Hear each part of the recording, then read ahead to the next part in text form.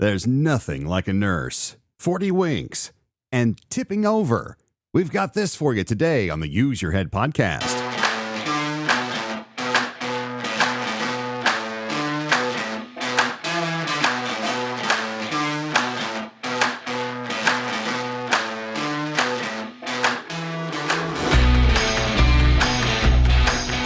Okay, we're set to go. Thank you for being here for Season 2, Episode 5 of the Use Your Head podcast, coming to you from Dallas, Texas. I'm John McLean, welcoming you in the midst of March Madness, getting ready to kick up. More importantly for me anyway, baseball has begun. The Tokyo series is underway over in Japan. It's kind of a new thing they're doing. I think it's great. Baseball in Japan is out of sight. I don't know if you've ever had a chance to watch any baseball games in the leagues over in Japan.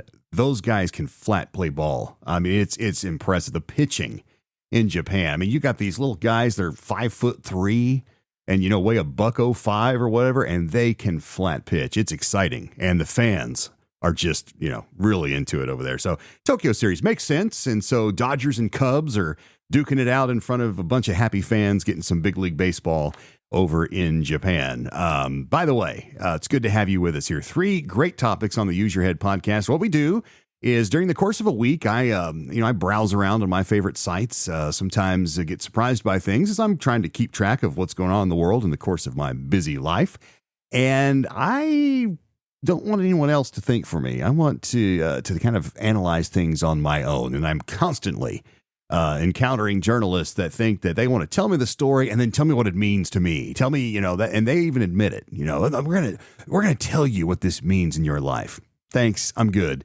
I can do that myself. Just the facts, ma'am. So I encourage you to do the same as you analyze news of the day, especially nowadays, as charged up as everything is. You know what I'm talking about.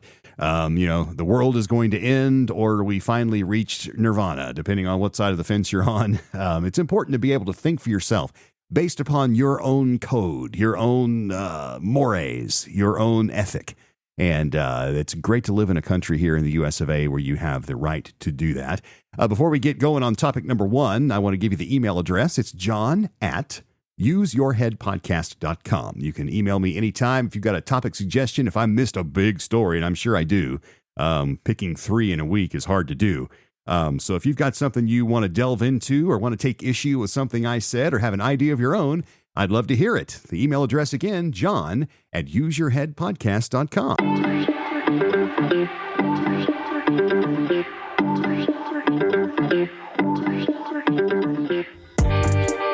We begin topic number 1. There's nothing like a nurse with a sight gag. I'm staring at a picture on my computer screen right now of a very, very plastic-looking nurse. This is an article from the Associated Press by Matthew Perrone. It says this: the next time you're due for a medical exam, you may get a call from someone like Anna, a friendly voice that can help you prepare for your appointment and answer any pressing questions you might have. With her calm, warm demeanor, Anna has been trained to put patients at ease, like many nurses across the U.S. But unlike them, she is also available to chat 24/7 in multiple languages, from Hindi to Haitian Creole. That's because Anna isn't human, but an artificial intelligence program created by Hippocratic AI. One of a number of new companies offering ways to automate time-consuming tasks usually performed by nurses and medical assistants. It's the most visible sign of AI's inroads into healthcare, where hundreds of hospitals are using increasingly sophisticated computer programs to monitor patients' vital signs, flag emergency situations, and trigger step-by-step action plans for care. Jobs that were previously handled by nurses and other healthcare professionals. Hospitals say AI is helping their nurses work more efficiently while addressing burnout and understaffing. But nursing unions argue that this poorly understood technology is overriding nurses' expertise and degrading the quality of care patients receive. Hospitals have been waiting for the moment when they have something that appears to have enough legitimacy to replace nurses, said Michelle Mahon of National Nurses United. The entire ecosystem is designed to automate, de-skill, and ultimately replace caregivers.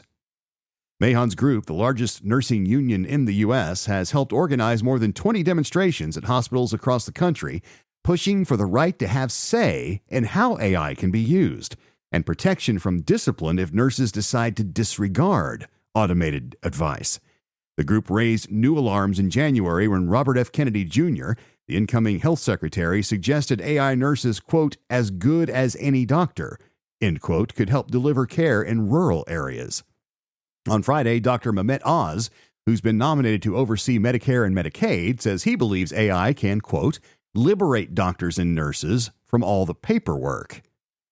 Hippocratic AI initially promoted a rate of $9 an hour for its AI assistants, compared with about $40 an hour for a registered nurse. Sorry, I really tried not to laugh at that. It has since dropped that language, instead touting its services and seeking to assure customers that they have been carefully tested. The company did not grant requests for an interview.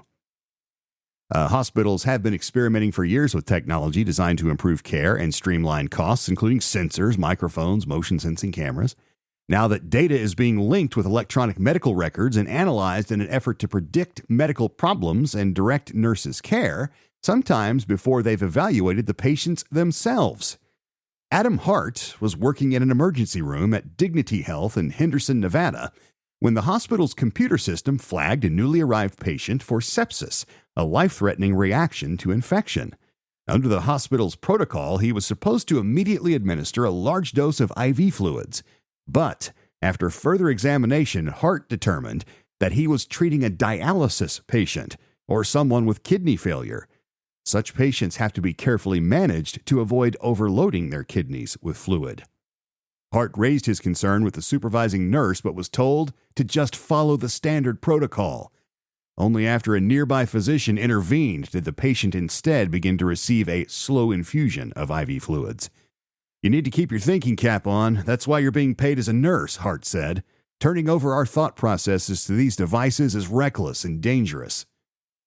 Hart and other nurses say they understand the goal of AI, to make it easier for nurses to monitor multiple patients and quickly respond to problems.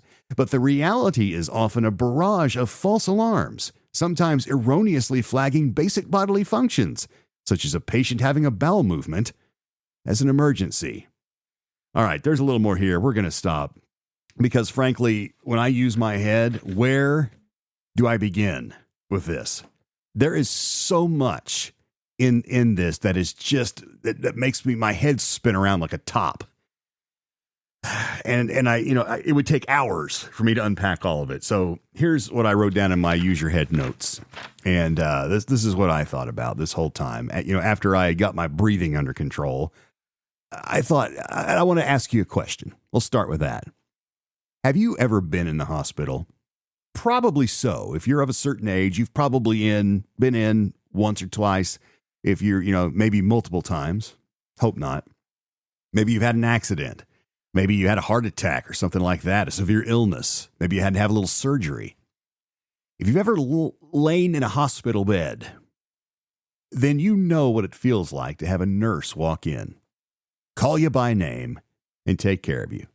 Now, listen, I'm about to say a lot of very nice things about nurses, and I'm just going to, in full disclosure, tell you, I hold nurses in a very, very, very high esteem, personally, for a couple of reasons. For one, I have been in the hospital. I have felt what it's like to lay there and feel forgotten and lonely and frightened, and wondering if a doctor is going to drop by today or not, or ever.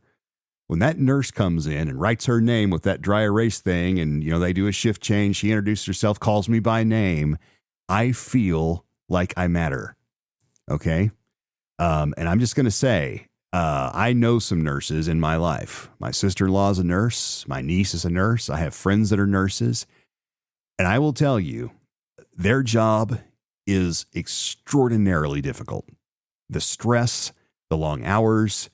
It doesn't matter. There are certain types of nursing, of course, that are more stressful. If you're working in a trauma ward, then, it's in a lot of nurses love that adrenaline rush.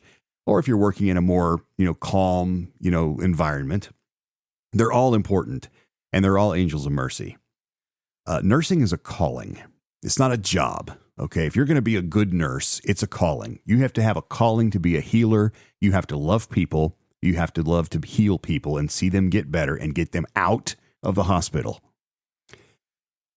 Look, our healthcare system has its issues. There's no doubt about it. Look, we've all had the quote bad nurse, right? That's rude or short.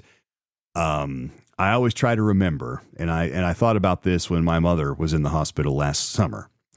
There were some nurses that seemed to be deeply engaged and very nurturing, and then there were a couple that were harried and rushed and seemed like they really wished they were doing something else for a living. I don't know their personal stories. I don't judge based on that. Everybody has a story to tell. But every one of them showed up, did the work, and dealt with, think about what an average nurse deals with in, say, an ICU ward or an ER. You deal with, of course, tremendous stress. I can't imagine having the responsibility of somebody's well-being on my shoulders. I'm pushing very strong drugs, perhaps, and monitoring people that, are in grave danger of dying. And I'm monitoring their situation. They deal with abuse. Nurses get yelled at, spit at, have bedpans thrown at them, are called all kinds of terrible names. Now, often the patients don't know what they're saying. Sadly, many times they're out of their minds. And oftentimes they take abuse from family who are frustrated and frightened about their loved one and want the nurse to wave her magic wand and fix it right now. Or come to this room right now, even though the nurse has an entire ward that they're responsible for. So I hold nurses in very high regard. I respect them. I see an RN after someone's name. I know, boy, you're special. You're special, and we need you. And, look, these nurses, they have a union. Why not? They're facing a threat from AI. I mean, look, I moaned and groaned about AI in terms of being an audiobook narrator. That's nothing compared to this. We're talking about healthcare of human beings. Okay, we're not machines. We need to establish that and understand what that means. All right. Healthcare has its issues. We've talked about that. Everyone's overworked. Everything's too expensive. It takes way too long to see a doctor. That's all true. But dehumanizing those called to treat human beings, I'll say that again, dehumanizing those who are called to treat human beings, that's going to be a hard no from me every time.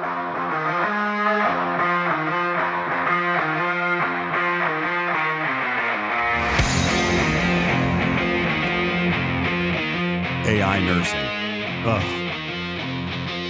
Lord help us. Topic number 2, 40 winks. Found an article for the Use Your Head podcast. By the way, the email address is useyourheadpodcast.com. I tiptoed through psychologytoday.com this week, and I found an article by one Dr. Austin Perlmutter, MD, who writes for a column called The Modern Brain. He's a brain guy, so he writes a lot of stuff about the brain. And Dr. Perlmutter has written an article in psychologytoday.com that says, is napping good or bad for the brain?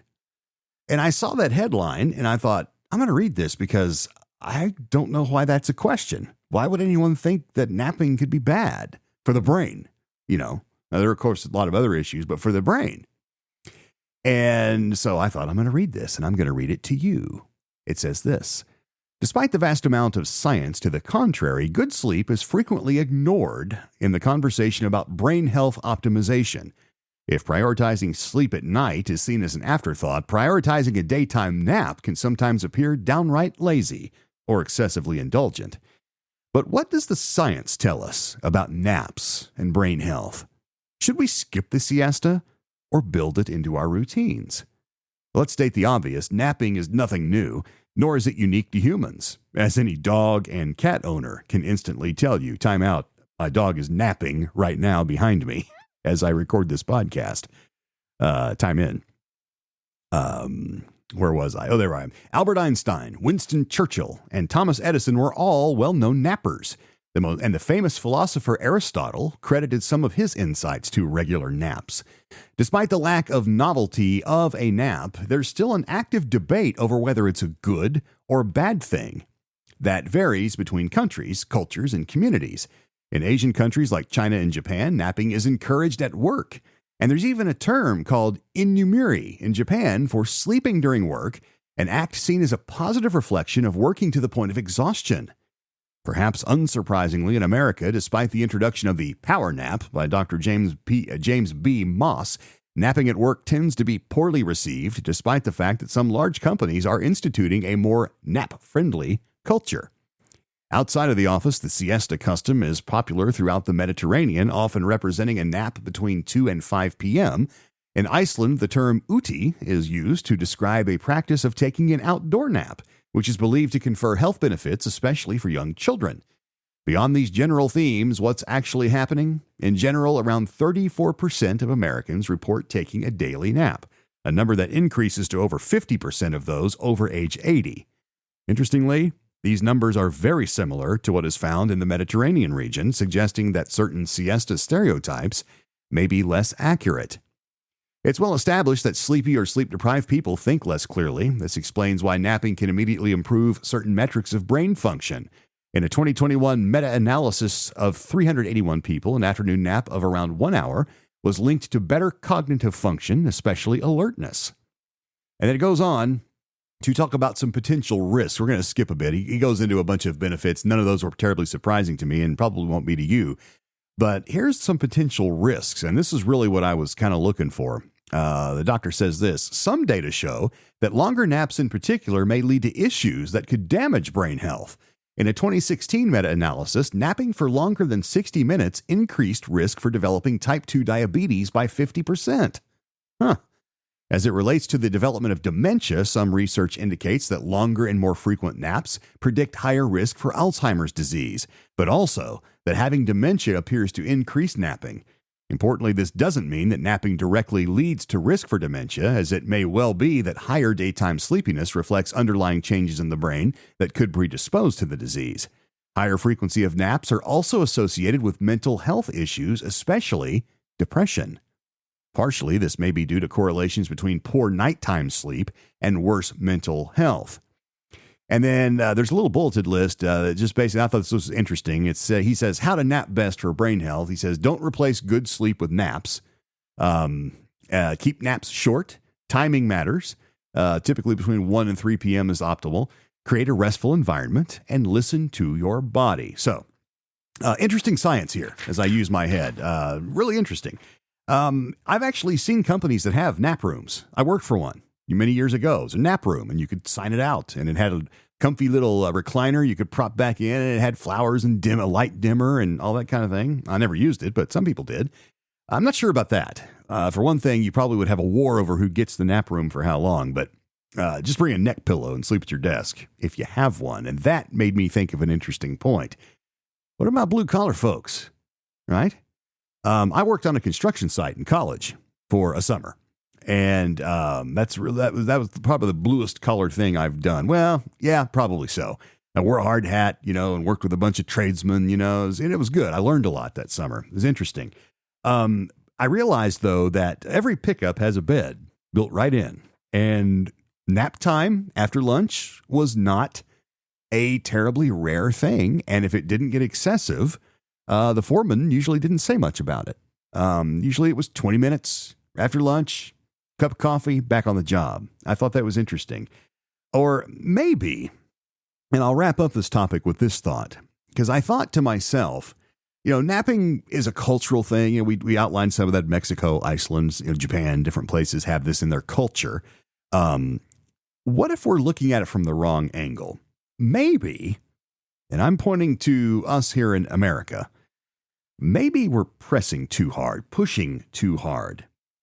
I mean, if we have to add another sleep interval to the natural cycles of day and night, which our Creator built in, maybe we're looking for the answer in the wrong place. I mean, if we're experiencing difficulties psychologically or in terms of our physical health because of poor sleep, not enough sleep, poor quality sleep, what have you, maybe we're approaching the problem from the wrong direction. Maybe we should be looking at lowering the pressure just a little bit. That may sound un-American, but that's what I thought about.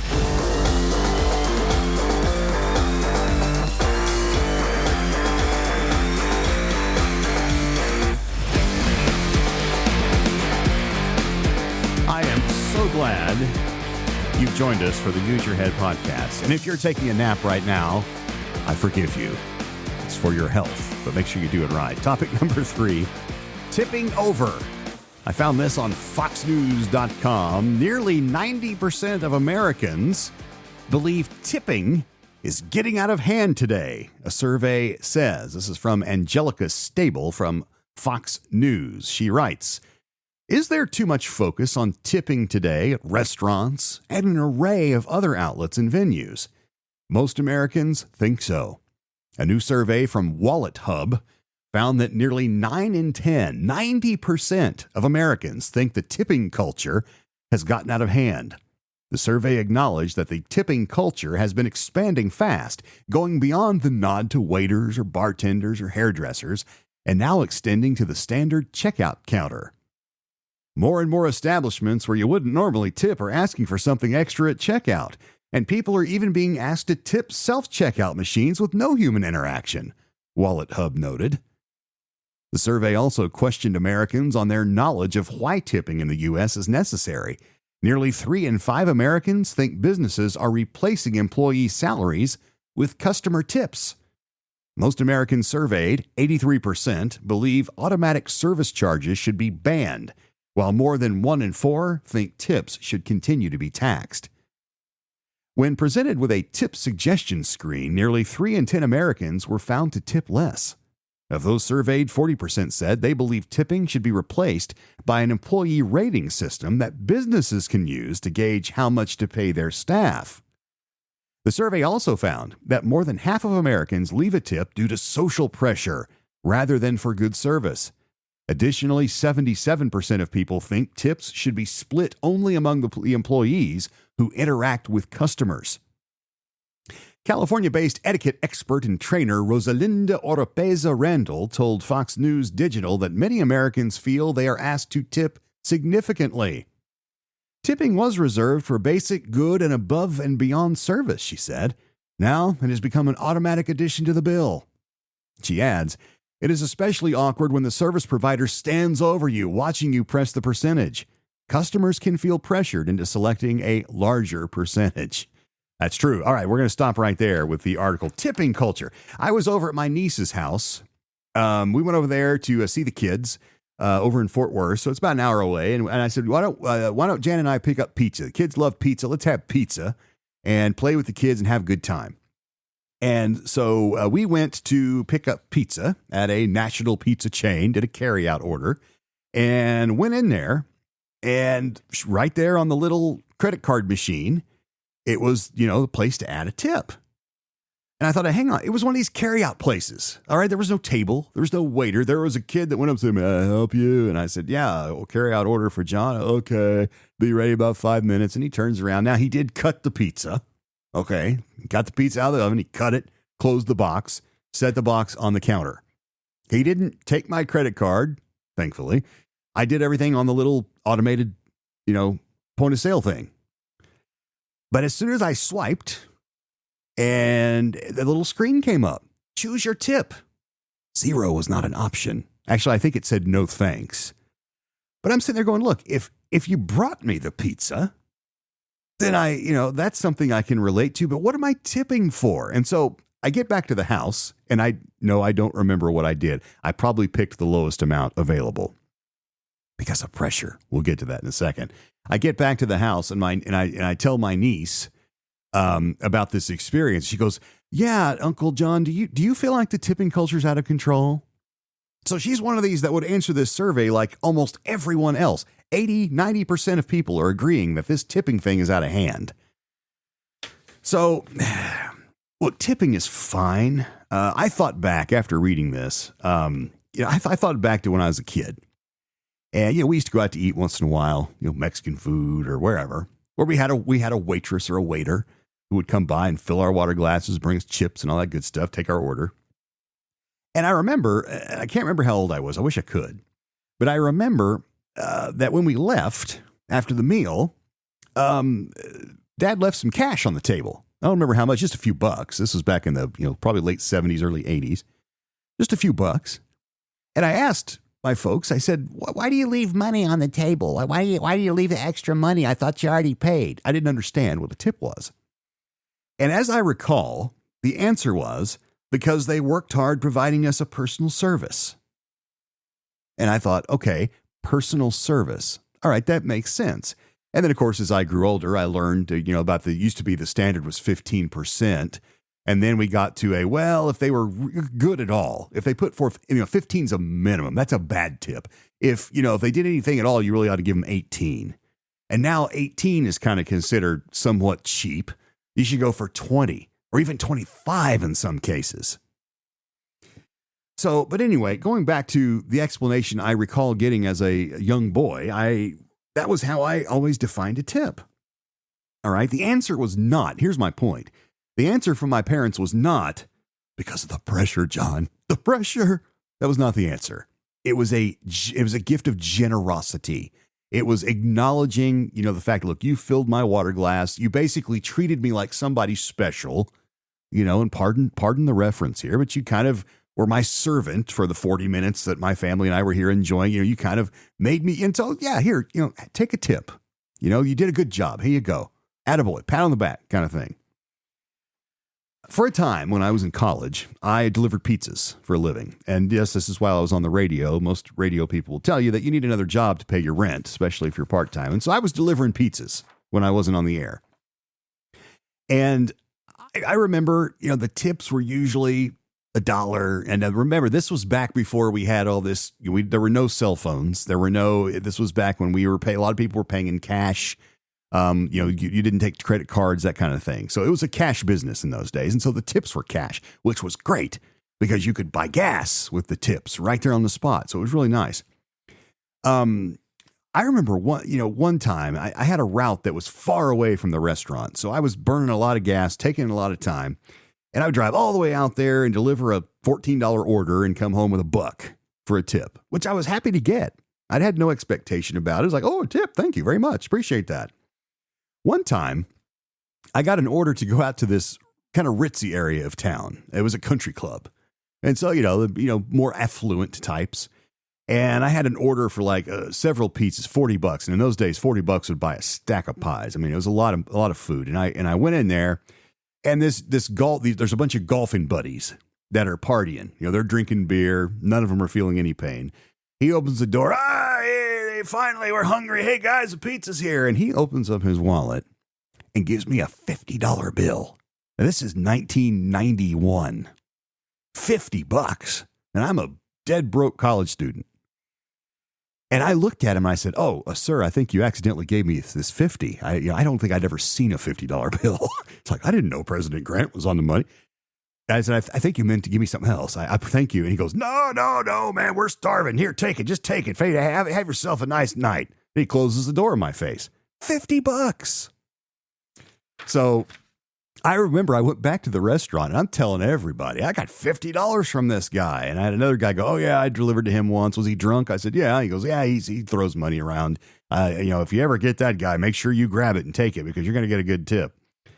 So I remember thinking that was excessive. I mean, it was more than the price of his order. And yes, he was inebriated, but he was being generous. And so I accepted it as that. One more quick tipping story. This one is on the other side of the spectrum. I worked at a burger joint one time. This was high school. So we're talking late 80s, mid to late 80s. And somebody came in. It was a burger joint, but it wasn't fast food. And somebody came in, and one of the waiters, or was a waitress actually, she says, "Oh, this guy stiffed me."